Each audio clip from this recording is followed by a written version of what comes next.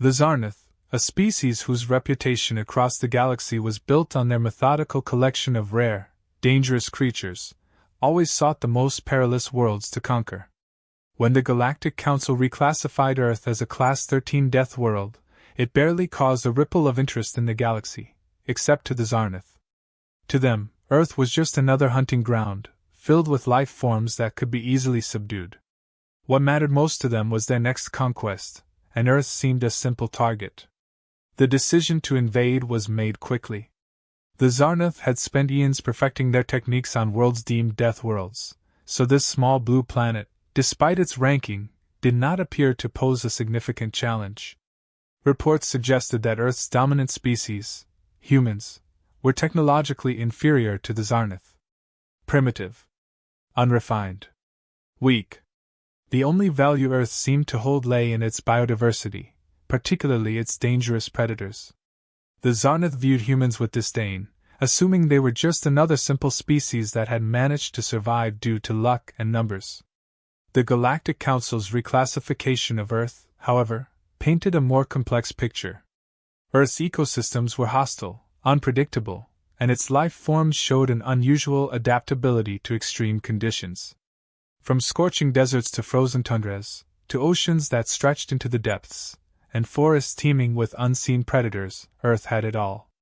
Earth's volatile weather, the planet's violent seismic activity, and the existence of dangerous pathogens were all factors that led to its classification as one of the galaxy's more perilous worlds.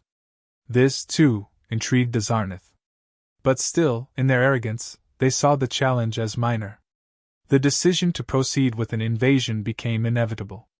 A Class 13 Death World held rare, valuable life forms, after all, and capturing them would enhance the Zarnath's standing in the galactic hierarchy. They'd strip the planet of its most dangerous creatures, imprison them for study, and display them as trophies. The Zarnath elite saw themselves as invincible, superior in every way. Earth was simply the next opportunity in a long line of worlds that would prove their dominance. They did not anticipate that it would be anything more. The invasion plan was laid out meticulously, as usual. They would target isolated regions of Earth to avoid large human populations, focusing instead on capturing life forms from remote jungles, mountains, and oceans. Their advanced technology allowed them to study Earth's ecosystems from afar, and they underestimated the complexity of Earth's biosphere and the creatures that inhabited it. Their sophisticated equipment suggested that Earth's species, although dangerous, were nothing they hadn't faced before. The Zarnath invasion force was dispatched with confidence. The first wave of soldiers touched down in what appeared to be an uninhabited part of the world. They found themselves in a dense forest, shrouded in mist. The soldiers were clad in impenetrable armor, their sensors scanning for movement. But something was off. The forest was alive in a way they hadn't anticipated. The deeper they ventured, the more uneasy they became. The lush trees, thick vines, and the unfamiliar sounds of wildlife created an environment they couldn't quite control. At first, they ignored the signs. A predator's growl from deep within the forest. The sudden silence of birds that had been chirping moments before. The swift movement of something large in the shadows. It was all dismissed as typical Death World fauna, manageable with their advanced weapons and armor. But they were wrong. The first real warning came when the weather changed abruptly. What had been a temperate, if humid, climate shifted into a torrential downpour. Rain fell in sheets, flooding their equipment. The ground beneath them turned to mud, swallowing their feet, and their sensors struggled to adjust to the new conditions. Still, they pushed on, determined to capture their targets. They hadn't come all this way to retreat because of a little rain. Then came the predators. They emerged not from the shadows, but from above. Earth's wildlife was intelligent, patient, and lethal. The Zarnath soldiers had no warning when massive birds of prey swooped down from the trees, their talons shredding through armor that had been designed to withstand far more advanced weaponry. From the underbrush came the terrestrial predators, wolves, panthers, creatures whose teamwork rivaled anything the Zarnath had encountered before. Each predator seemed to know its role in the hunt, herding the invaders into traps laid by nature itself. One by one, the Zarnath fell. Their sophisticated weapons jammed in the mud, their armor torn apart by the relentless forces of Earth's natural predators. The arrogance that had driven them to dismiss Earth's dangers had now led to their downfall. They had underestimated not just the animals, but the very land itself. Back in their orbiting ships, the Zarnath leaders were bewildered by the rapid loss of contact with their ground forces. They couldn't comprehend how an invasion, one so meticulously planned, could go so wrong. They sent in more troops, this time in deserts, mountains, and oceans. But the results were the same. In each biome, Earth's natural defenses rose up to meet them, and the Zarnath, despite their technology, found themselves overwhelmed by the sheer unpredictability of Earth's ecosystems. But the Zarnath's failure to understand Earth went deeper than they knew. As they continued their invasion efforts, something beneath the surface of the planet stirred. Deep underground, an ancient force, long dormant, began to awaken. The Zarnath's drills, intended to extract Earth's rare minerals and resources, had unknowingly breached a barrier that had kept this force contained for millennia. The Zarnath were entirely unaware of the danger they had unleashed. What the Zarnath had mistaken for a simple death world was something far more complex. Earth wasn't just dangerous because of its ecosystems or wildlife. There was something ancient and powerful about the planet, something that had been dormant, waiting for a threat like the Zarnath to awaken it. The invasion, which had once seemed like a straightforward operation, had now become something much larger. The Zarnath had set in motion a chain of events they couldn't control, and Earth's true nature, its connection to this ancient force, was about to be revealed. The Zarnath leaders, still blind to the true nature of the threat, were preparing their final assault. They believed they could overpower the humans and take control of the planet. But deep within Earth's core, something far more dangerous than the Zarnath was about to emerge. At first, the Zarnath believed they had succeeded. Their advanced technology allowed them to capture several of Earth's dangerous species. Large predatory animals, deadly reptiles, and strange aquatic creatures fell prey to their traps, confirming their assumption that Earth, despite its classification, was nothing they couldn't handle. The invaders saw this as further validation of their superiority. The collection of specimens went according to plan, and they assumed the rest of the invasion would proceed just as smoothly. But as the Zarnath continued their efforts, they began encountering resistance. It wasn't a coordinated military strike, nor was it some advanced technology that slowed their progress. Instead, it was the humans themselves. From the far reaches of Earth's jungles to the freezing expanses of the tundra, humanity rose to defend their home. Without the same level of technology, humans relied on their innate understanding of the planet and its resources. They used the land itself as a weapon. The first signs of trouble for the Zarnath came in the form of small skirmishes. What had once seemed like easy hunting grounds became treacherous. Groups of humans, using knowledge passed down through generations, laid traps in forests and deserts, utilizing their environments with deadly precision. Rivers became impassable as bridges were sabotaged, mountainous paths were destroyed, and dense jungles became mazes, confusing the Zarnath forces and leading them into ambushes. The Zarnath's advanced technology, so effective in other invasions, became more of a burden in Earth's unpredictable wilderness. Humanity fought with cunning and strategy, exploiting the Zarnath's arrogance at every turn. The invaders found themselves caught in deadly terrain where they could not rely on their superior technology alone. Soldiers who had been trained for galactic warfare in structured environments were no match for Earth's chaotic, diverse ecosystems. Simple but deadly traps, pits lined with sharpened stakes, boulders rolled from heights, or fires strategically set to engulf the enemy, crippled the Zarnath forces. Then came the unpredictability of Earth itself. The planet seemed to turn against the invaders. In the desert, sudden sandstorms buried their equipment and blinded their troops. In the mountains, avalanches swept away entire platoons. In the oceans, rogue waves capsized their vessels, and in the forests, animals struck from the shadows. The Zarnath had no way of predicting or preparing for Earth's natural chaos. It was as if the planet itself was alive, fighting alongside humanity. For the Zarnath, the losses mounted. What had started as a smooth operation to capture rare creatures turned into a desperate struggle for survival. They couldn't predict when the next storm would hit or which seemingly calm area would erupt in violence. Their confidence in their superior technology began to waver as they realized they were fighting more than just the humans. They were fighting Earth.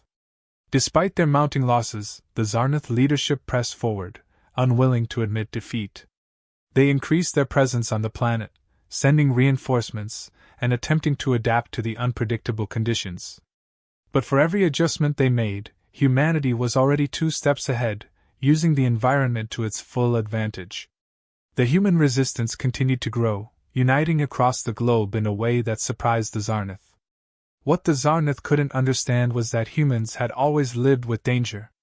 Their entire history had been one of survival in the face of adversity.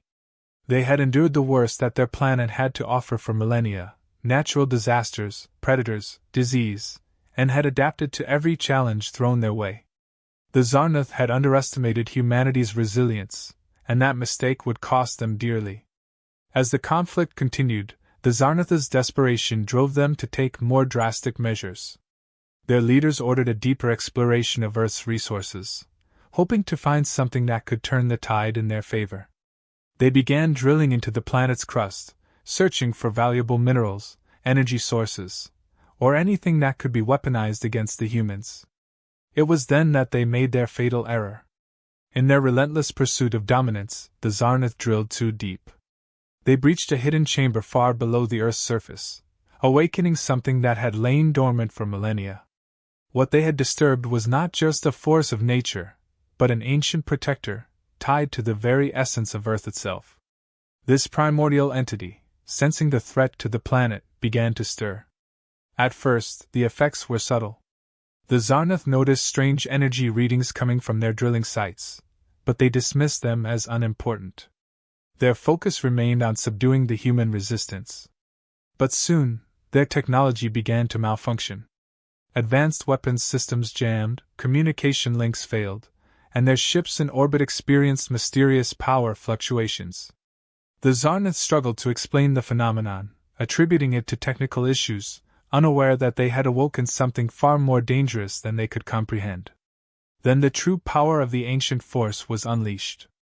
Earth itself seemed to respond to the awakening of this ancient protector. Natural disasters that had once been random now became precise, targeting the Zarnath forces with uncanny accuracy. Storms formed out of nowhere, lightning struck with deadly precision, and earthquakes shook their landing zones. The Zarnath's technology, which had been their greatest advantage, became useless as the entity disrupted their power sources and fried their circuits. It wasn't just Earth's environment that fought back. This ancient force seemed to have a consciousness, one that recognized the humans as its defenders. The Zarnath were not only battling a hostile planet, but they were also facing an entity that wielded immense power. This protector saw the invaders as a threat to the balance of the planet, and its fury was unleashed. For the humans, the awakening of the ancient force was a turning point. Where once they had fought alone, now they had an ally in the very planet they called home. The entity's power was immense, and its connection to Earth made it a formidable weapon. It struck with precision and purpose, targeting the Zarnath and sparing the humans. For the first time since the invasion began, humanity was not just defending, they were winning. The Zarnath, realizing that they had unleashed something far beyond their control, began to panic. Their forces were decimated by the relentless attacks from both the humans and the awakened entity. Their leaders, who had once been so confident in their superiority, now faced a reality they had never imagined, a Deathworld that was actively fighting back, and a human race that had proven far more resilient than they ever anticipated. The ancient force, now fully awake, turned the tide of the battle. The Zarnath, once the predators, were now the prey, caught in a conflict they could no longer win. Earth, with its humans and its protector, had become an impenetrable fortress. The Zarnath's situation had grown increasingly dire. With each passing day, their forces dwindled, not just because of humanity's relentless resistance, but due to the very planet they had underestimated. Their advanced technology, which had brought them countless victories on other worlds, now proved useless against the force they had accidentally unleashed. Still, their leaders refused to admit defeat. They could not return to their homeworld as failures. In a final act of desperation, the Zarnath command ordered an all-out assault. They deployed their most dangerous weapons, massive machines of destruction capable of leveling entire landscapes, with the hope that overwhelming force would turn the tide in their favor. The Zarnath's ships descended upon Earth's most populous regions, unleashing their full arsenal. Cities were devastated, forests were reduced to ashes, and oceans boiled under the intense bombardment. Yet, for every inch they gained, they lost more ground. The ancient force, now fully awake and attuned to the planet's defense, thwarted their attacks at every turn. Storms grew fiercer, earthquakes rocked the very foundations of their war machines, and the very air seemed to resist their presence. The Zarnath leaders, now desperate, sought to crush humanity before the ancient force could do more damage. But humanity had evolved beyond mere survival. As the Zarnath pushed deeper into Earth's territories, a small group of human resistance fighters stumbled upon something they never expected. Deep beneath the Earth's surface, hidden in the caverns and tunnels they had taken refuge in, they encountered a sapient species unlike any they had ever known. This species, which had lived in the shadows of Earth's subterranean ecosystems for millennia, had adapted to the planet's harsh underground environment. Their existence had been a secret to the surface dwellers, but their knowledge of the Earth was unparalleled. They had survived by staying hidden, ensuring that the balance of Earth's ecosystems was maintained from below.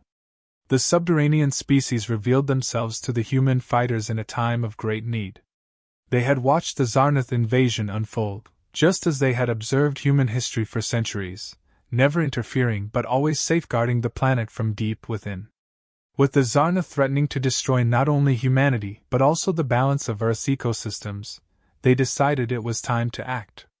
The species explained that they had coexisted with humans for thousands of years, always in secret, always ensuring that the surface remained protected from threats both natural and extraterrestrial. Now, with the Zarnath threatening to tear the planet apart, they could no longer remain hidden. The humans, though shocked at this revelation, quickly realized that an alliance with this species could be the key to defeating the Zarnath once and for all. This new ally, with their advanced understanding of Earth's underground systems, possessed technology and knowledge far beyond anything the surface-dwelling humans could have imagined. They had long ago mastered the art of harnessing Earth's natural energy, using it to create defenses and weapons that were perfectly attuned to the planet's rhythms. Together, humans and the subterranean species began to devise a plan. The plan was simple yet brilliant. Using the underground species' knowledge of Earth's ecosystems and their ability to manipulate the planet's natural forces, they would draw the Zarnath into a trap. The Zarnath had already grown wary of the surface's unpredictability, but they remained oblivious to the dangers that lurked beneath the ground. The Alliance began setting up a series of calculated ambushes, designed to lure the Zarnath forces into regions where the planet's natural forces could be turned against them. Underground caverns were rigged with seismic charges, fault lines were triggered to create devastating earthquakes, and rivers were redirected to flood the invaders' positions. As the Zarnath forces marched forward, believing they were on the verge of victory, they were drawn into these carefully laid traps. The ground beneath them shifted, swallowing their war machines whole. Massive fissures opened up, and the invaders found themselves caught in the midst of natural disasters that seemed to strike with surgical precision. The subterranean species, working in concert with human resistance fighters, used their advanced technology to amplify these natural forces, turning the very planet into a weapon. Meanwhile, the ancient force, now fully awakened, moved against the Zarnath with renewed vigor. This primordial entity, which had once guarded the planet in ancient times, had connected with humanity on a level the Zarnath could not comprehend. It saw humans as protectors of the planet, worthy of its defense, and it used its immense power to strike at the invaders' most vulnerable points. Zarnath's ships in orbit were ripped from the sky by unseen forces, and their ground troops were decimated by the power of nature itself. The final confrontation between Earth's defenders and the Zarnath took place in the heart of one of the planet's largest fault lines. The Zarnath, realizing that their forces were being systematically destroyed, gathered their remaining troops for one last stand. They believed they could overpower the humans and the ancient force if they concentrated their firepower in one place. But they hadn't accounted for the alliance between humanity and the hidden species. As the Zarnath launched their final assault, they were caught off guard by the sudden appearance of the subterranean species, who emerged from beneath the Earth's surface with weapons and technology the Zarnath had never seen. In the chaos of battle, the Alliance pressed their advantage. The Zarnath, already weakened by Earth's relentless assaults, found themselves surrounded on all sides. The ancient force, now fully integrated with the planet's defenses, struck the final blow, unleashing a massive earthquake that shattered the Zarnath's final stronghold. Their remaining ships, battered and broken, fled into space, retreating from a world that had proven far more dangerous than they had ever anticipated. As the dust settled, humanity and their newfound allies stood victorious. The Zarnath, once feared as one of the galaxy's most powerful species, had been driven from Earth in defeat. But the victory was not just a result of brute force. It was the culmination of centuries of harmony between Earth's natural forces, humanity's resilience, and the hidden species that had long protected the planet from the shadows. With the Zarnath gone, humanity took a moment to reflect on what had transpired. The discovery of the subterranean species had changed everything. It wasn't just that humanity had found a new ally. It was the realization that they shared a deep connection with all life on Earth. The hidden species revealed that they had once lived on the surface, in ancient times, before retreating underground to protect the planet's ecosystems from early human exploitation. Now, with the Zarnath invasion repelled, the time had come for humanity to embrace this deeper connection and work together with their new allies to protect Earth from future threats. The galaxy would never see Earth in the same light again. What had once been dismissed as a primitive world was now recognized as a fortress, home to a species that could not only survive in the most dangerous environments, but also harness the power of the planet itself. Earth, now known as the Class 13 Deathworld, was respected, and feared, by the galaxy at large. The Zarnath, defeated and humiliated, would never return.